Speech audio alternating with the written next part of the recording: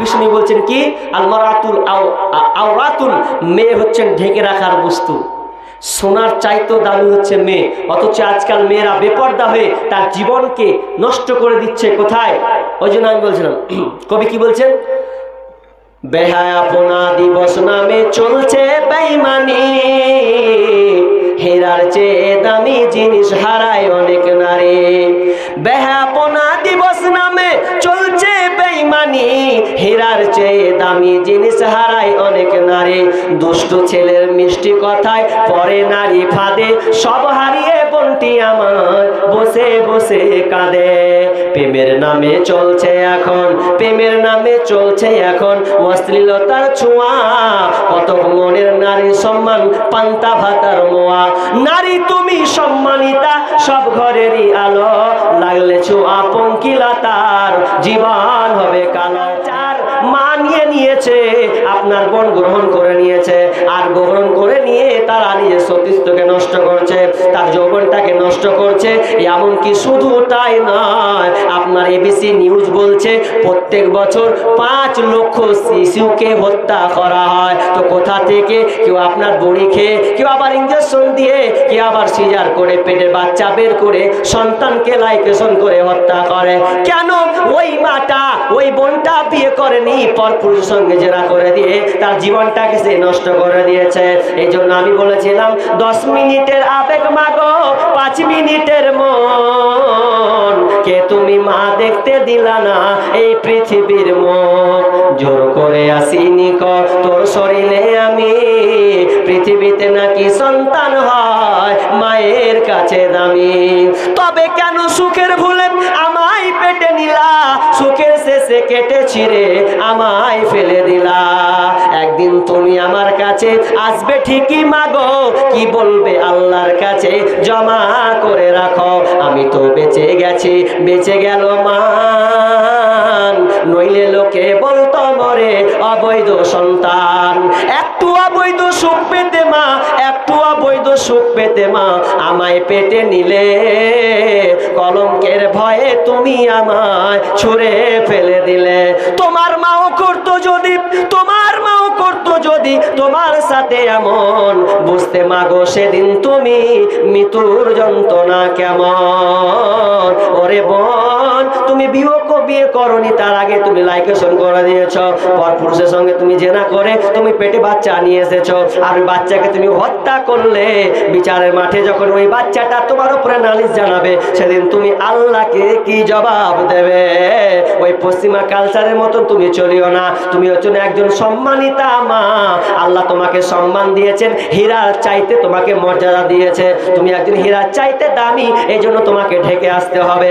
লোহা রাস্তায় রাস্তায় পড়ে বেড়ায়, রেলগেটের আপনার গেটের রাস্তা লোহার, যদি মনে করে ছুবো লারবো তো ছুবে, কিন্তু সোনা এমনই একটা জিনিস, হীরা এমনই একটা জিনিস, কেউ হাত দিতে পাবে না, ওকে রক্ষণাবেক্ষণ করা হয়। মা রে, বোন রে, বেটি রে, তোমার সম্মানটা হীরা চাইতে দামি। তোমার ইজ্জতটাকে কোনো লুচ্চার পেছনে দিয়ে তোমার জীবনটাকে তুমি নষ্ট করিও না। তোমার যৌবনে এত দাম, তোমার পেট থেকে আল্লাহওয়ালা নবীর জন্ম হয়েছে, সাহাবীর জন্ম হয়েছে, তাবির জন্ম হয়েছে, ভালো ভালো আলেমের জন্ম হবে রে, ডাক্তারের জন্ম হবে। তো তুমি কি করে তোমার ইজ্জতটাকে পরপুরুষকে দিয়ে দাও? নাসরিনের মতন করিও না। ও বলছে মেয়েদেরকে সম্মান দেওয়া হয়নি, বলছে মেয়ে যেমন ঘুরবে, ছেলে যেমন ঘুরবে, মেয়েরা তেমন ঘুরবে। ঠিক আছে, তোমার কথা আমি মেনে নিলাম। ও বলছে ছেলেও যা করবে মেয়ে তাই করতে হবে, কিন্তু কি করতে হবে? তো বলছে কোরআন ভুল করেছে। কি বলছে? ছেলেরা 4টা বিয়ে করতে যদি পায় মেয়ে, তো মেয়েরা কেন 4টা স্বামী করতে পারবে না? ও দাবি, ভালো করে শুনবেন কান লাগিয়ে, ও দাবিটা দেখেন। ছেলেরা যদি 4টা বিয়ে করতে পায়, তো মেয়েরা কেন 4টা স্বামী করতে পারবে না? বুঝে রাগ করে বলেন এমবিবিএস ডাক্তারই বলয়। এমবিবিএস যদি ডাক্তার হতো এই প্রশ্নটাও তুলতো না। একটা ভাবার বিষয় আছে, তুমি একটা মেয়ে 4টা ছেলের সঙ্গে তুমি মিলন করবে, আর শুক্রাণু এই আপনার কিনা যখন তার সঙ্গে সম্পর্ক হবে, যখন তার মনিটা তার পেটে যাবে, তখন বাচ্চাটা কিভাবে তৈরি হবে? কজনের মনি যে ঢুকবে? আচ্ছা মেনে নিলাম তুমি 4টা স্বামীকে নিয়ে তুমি একটি ঘরে থাকবে, আমি মেনে নিলাম।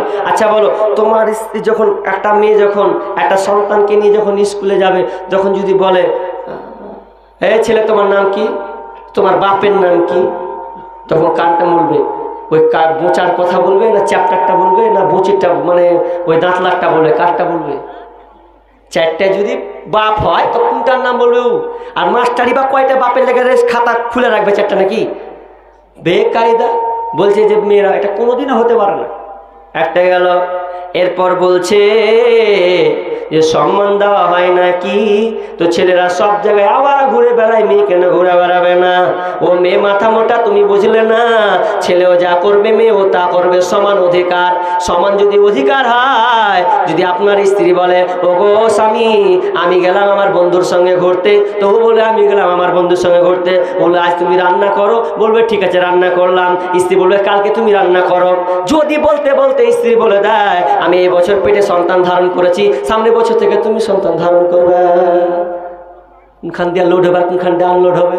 সমান অধিকার এটা জীবনও হবে না। ও তো ভুল করেছে। শুধু তাই নাই, ডক্টর ইউনূস আপনি যে আপনার সুদ নিয়ে বেশি অভিজ্ঞতা, এই যে আপনার বন লন্ধনগুলো আবিষ্কার করেছে এই ডক্টর ইউনূস, গ্রুপ এই ডক্টর ইউনূসের অভিযোগ যে বলছে কোরআন ভুল করেছে। তো ওই কথায় বলেছে কোরআন ভুল করেছে। কি ভুল করেছে? যে পুরুষরা পাবে ডবল ভাগ, পাবে ডবল, মেয়ে পাবে এক ভাগ, পুরুষ পাবে দুভাগ, মেয়ে পাবে এক ভাগ। কোরআন এটা ভুল করেছে। এটা বলে আমার আলোচনা শেষ করব। যে তিনি বলছেন কি যে পুরুষ কেন দুই ভাগ পাবে, মেয়ে কেন এক ভাগ পাবে? তার মানে মেয়েদেরকে সম্মান দেওয়া হলো না, এদেরকে সমান চোখে দেওয়া হলো না। আপনারাই বলেন কোরআন কি ভুল করেছে? জি না। এবার আপনাকে আমি উদাহরণ দিয়ে বুঝিয়ে দেন। অনেক মুফাসসির 4টা কারণ উল্লেখ করেছেন, 4টা কারণ। ছেলে পাবে দুভাগ, মেয়ে পাবে এক ভাগ। এটা কি করে শুনেলেন? তো বলছে একটা ছেলে একটা মেয়ে বিবাহ করবে, মেয়েকে বিবাহ করা হলো, ছেলে ভাই বোন একসাথে বিয়ে করবে, অন্য জায়গায় ঠিক হয়েছে, অন্য জায়গায় ঠিক হয়েছে। এখন যেই ভাইটা বিয়ে করবে ও তো মোহর দেওয়া লাগবে, ওকে তো অলিমা করা লাগবে, খরচটা হচ্ছে ওর দুভাগ। ও যদি 1 লাখ টাকা পায়, মেয়ে 50,000 পেলো। ভালো করে শুনবেন। ধরেন ছেলেটা 1 লাখ টাকা পেয়েছে, মেয়েটা 50,000 পেয়েছে, মানে ও ডবল পেলো, হাফ পেলো। এবার শুনলেন বিয়ে করলো, মোহর দিল, এবার ছেলে মোহর দিল এবং অলিমা দিল, বিয়ের খরচ যাবতীয় ছেলেকে বহন করতে হলো। মেয়েকে কিন্তু 1টা টাকা লাগলো না। কেন? যে ছেলেটা অমুক থেকে আসবে ওই মেয়েটাকে মোহর দিবে, মোহরের বিনিময়ে তাকে বিয়ে করে নিয়ে চলে যাবে। তার মেয়ের কাছে 50,000 টাকা জমাই থেকে গেল, আর ওই ছেলেটার 50,000 মাইনাস হয়ে গেল। একটা কারণ। দ্বিতীয় কারণ যদি তার মহিলাটার বাপ মা না মরে যায়, ভাই বাপ যদি মারাও যায়, তাহলে একদিন সে কি করবে? কোনোদিন ও বাড়িতে চড়বে যে এটা আমার আপনার কিনা ভাতিজার বাড়ি, এটা আমার ভাতিজির বাড়ি, ভাতিজার বাড়ি, এটা আমি যাব। আপনি আসা যাওয়া তার লেনদেন থাকবে, কিন্তু কারণ এটা আপনি ভাববেন যেটা আমার বাপের ভিটে বাড়ি, এটা আপনি যেতে পারবেন। নাম্বার 3 শর্টকাটে বলি বন্ধু আমার, ও মা বোনেরা, তোমরা মনে কিছু করিও না, এটাকে তোমাদেরকে জানাতে লাগবে। যদি তোমার বিয়ে হয়ে যায়, 3 নম্বরটা শুনেলেন। 3 নম্বর কারণ হচ্ছে যে আপনার কিনা খান বংশের, আপনার সৈয়দ বংশের মেয়ে খান বংশে পৌঁছে গেছে। ওই খান বংশে পৌঁছার পর খান বংশের ওরসে সন্তান হয়েছে। তো ওই সন্তানটার দেখভাল মানে দায়িত্ব দেখভাল কার? তো হচ্ছে বাপের। আপনার কিনা খান বংশের, সৈয়দ বংশের নয়। যত টাকা পয়সা যত খরচ হবে তো খান বংশের হবে। ওই ওরস থেকে সন্তানের আবির্ভাব হবে, বড় হবে। এই জন্য ছেলেটা ডবল পাবে। নাম্বার 4, মা বোন ভালো করে এই কথাটা শুনো, তোমার চাইতে তোমার ভাই ডবল পাবে কেন শুনে নাও। তুমি যখন তুমি ধরে নাও তোমার স্বামী মারা গেল, তোমার স্বামী মরে গেছে, তুমি বিধবা হয়ে গেলে, কিংবা তোমার স্বামী তোমাকে তালাক দিয়ে দিল, অথবা দেখলে তোমার এইদিকে দেখছো তোমার মা তোমার আব্বা বেঁচে নাই, তারা সকলেই মারা গিয়েছে। এখন তুমি কার এক নাই উঠবে বলো?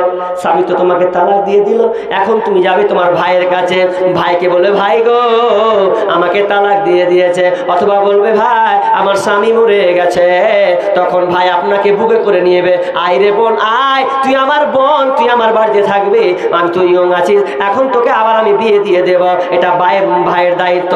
আর আপনি সেই জন্য আগে থেকে ভাইকে দুভাগ দিয়ে রেখেছেন। এটা হতে পারে এই জন্য মুফাসসিরগণ 4টা কারণ উল্লেখ করেছেন। এই 4টি কারণে পুরুষেরা 2 ভাগ পাবে, মেয়েরা 1 ভাগ পাবে। কারণ মেয়েদের কোনো খরচা নাই। কারণ স্ত্রী তার স্বামীকে বলবে, ওগো আমাকে লিপস্টিক লাগবে এনে দাও, ওগো আমাকে টিকলি লাগবে এনে দাও, ওগো আমাকে চুল লাগবে এনে দাও, শাড়ি এনে দাও, এগুলো সে দাবি করবে আর স্বামী নিয়ে আসবে। আর এই আপনার ভাইয়ের যে স্ত্রীটা হবে, ওই স্ত্রীটা তোমার ভাইয়ের কাছে দাবি করবে, ওগো আমাকে একটা শাড়ি কিনে দাও, দাবি করবে খরচকার তো তোমার ভাইয়ের। এই জন্য কোরআন কিন্তু ভুল করে নাই। এই জন্য কোরআন পুরুষকে দিয়েছে 2 ভাগ, মেয়েকে দেওয়া হয়েছে 1 ভাগ। আমি প্রায় 1:30টার দিকে চলে এলাম। এটা মাদ্রাসার জালসা মনে হয় নাকি গো? মাদ্রাসা কালেকশন মনে হয় খুব একটা ভালো হয়নি। আমি যেটা শুনলাম কালেকশন করার নিয়ম আছে, কালেকশন করছে 10টার পরে দিচ্ছে। নিয়ম হচ্ছে আপনি 8টার দিকে যে আদায়কারী তাকে চাপাবেন, যারা আদায় করতে ভালো পারে তাদেরকে দিয়ে আদায়টা করিয়ে নেওয়া। এটা আপনারা ভুল করছেন, এটা করে নিতে হয়। কারণ এখন তো আর লোক থাকবে না, যখন লোক থাকবে তখন তো আমি আবদার করব, কেউ উঠে যাবেন না। আমি মোট এখানে আর 5 থেকে 10 মিনিট একসাথেই যাব। এত কষ্ট করে থাকলেন আর 10টা মিনিট থাকেন আমার সঙ্গে। আমি একজন মুসাফির মানুষ, বাইরে থেকে শুধু মুর্শিদাবাদ থেকে আপনাদের এখানে এসেছি, কিছু শোনাবো, কিছু আপনার কাছ থেকে নেব, আর আপনাদেরকে গজল উপহার দেব। যেহেতু আমি গাজাল বলতে খুব অবস্থিত, তবে এখন বলা কমিয়ে দিয়েছি। কারণ এই জন্য কমিয়ে দিয়েছি, আমার যত শেখগণ আছেন ওই গজল বলার কারণে আমি গালিও খেয়েছি, বকানি খেয়েছি। এত গজল বলা ঠিক নয়। ঠিক আছে, 1-2টা বললে মানুষ ছিল মিডিলে বিষয় ভিত্তিক বললো, সে ঠিক আছে। তো আমি এখন কমিয়ে দিয়েছি ভাই। তো শেষও আপনারা আছে বিধায় আপনাদের আমি শোনাবো, যেগুলো আমার বিষয়ে গজলগুলো ভাইরাল হয়ে আছে, মিলিয়ন ভিউ যেগুলো হয়ে আছে, ওগুলোর মধ্যে আপনাকে আমি একটা শোনাবো। মা বোন আপনারা এখানে আছেন, কোন আল্লাহ ওলি মা আছেন যে আমার হাতে এই নাকের, কেউ কানের দুল, কেউ গলার হার, চাঁদি হোক বা সোনার হোক দিবেন। দেখেন আমি প্রায় জায়গায় চেয়েছিলাম, প্রায় জায়গাতে চেয়েছি, আল্লাহ আমার হাত দিয়ে দিয়েছেন। অনেক মা আমার হাতে তুলে দিয়েছেন, হাত আংটি খুলে দিয়েছেন, হাতের বালা খুলে দিয়েছেন। মা বোন অনেক আছেন, আসবেন আল্লাহর মেহেরবানি করে একটা মেয়ে